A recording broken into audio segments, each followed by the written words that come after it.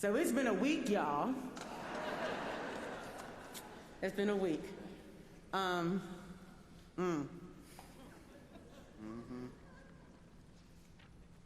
Assembly is always the week of ups and downs, the most beautiful things in the universe, and some of the most painful that you're like, what? And it's been like that since I was a child. I'm now almost 40. We've been invited into a conversation by the Commission on Institutional Change and by the board, the administration, the youth movement, folks trying to go, what are the questions we have to wrestle with in our faith? How do the questions live in you? Not just in your head, but in our relationships, and our congregations, and our covenant communities, and everywhere we are. We've been reminded that how we engage in our governance and how we use the tools available to us is not as much about procedure as it is about our willingness to trust or not trust one another and our leadership.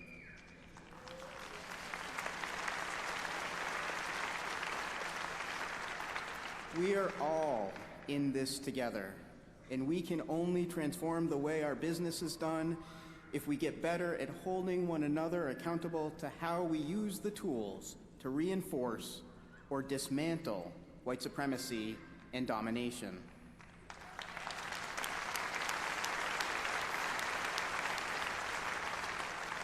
Now is the time to dedicate ourselves to more faithfully living our values, including doing the in-between work of preparing for next year's General Conference. If we are going to be able to articulate our faith and values next year, we need each and every one of you to help bring the questions from the Commission on Institutional Change's yesterday program and today's questions from the board home to your congregations and communities. We need each one of you to live our faith daily. Our dream is that beginning next week and continuing on a regular basis, you pull those questions out, think about your answers, journal your thoughts, and discuss them with ever-expanding and changing circles in your lives. We're in this work together, right? All of us. All of us. The power of we is what does it mean for all of us to move, all of us to fight for justice, all of us to craft the faith that we know we want it to be and that we dream and imagine it to be. It's around dismantling the hypocrisy that lies at the heart of some of our institutions and ways of doing change. So I have to just say a little thing because it's been on my soul a lot. So I do a lot of work in Homestead, Florida, and we talked about Homestead a lot.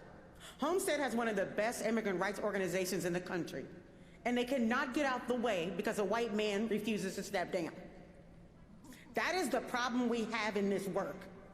So as we are moving and doing the work in the world, sometimes it's hard for people to move out the way and let the people directly impacted lead. It is happening in our immigrant rights movement. It's happening in every movement in this country and in the world. So I am imploring you, when you go home to do this work, remind yourself, am I directly impacted? Maybe not. I helped start immigrant rights networks. I'm not an immigrant, so I am not in charge anymore. And I am Black. So that means we all have to do the same thing. Know when it's time to be in front, and when it's time to say, thank you, I'm taking some direction. So I want to give some direction for a minute, because I learned to chant really differently. So please rise in body and spirit, and we're going to do this chant the actual correct way. All righty. Here we go. It is actually like this. Watch me. El Pueblo Unido jamás será vencido. El Pueblo Unido jamás será vencido. Hold on. It's what? It's a fight chant, baby. It's not like woo. Ready? El Pueblo Unido jamás será vencido. El Pueblo Unido jamás será vencido. El Pueblo Unido jamás será vencido. The people united will never be defeated. The people, united, will never be defeated. El Pueblo Unido, jamás será vencido. And if folks don't know, who does that chant together is not just Latinx folks that you think look a certain way. It's all peoples, right? And so the work isn't just about immigration. It's not just about climate change.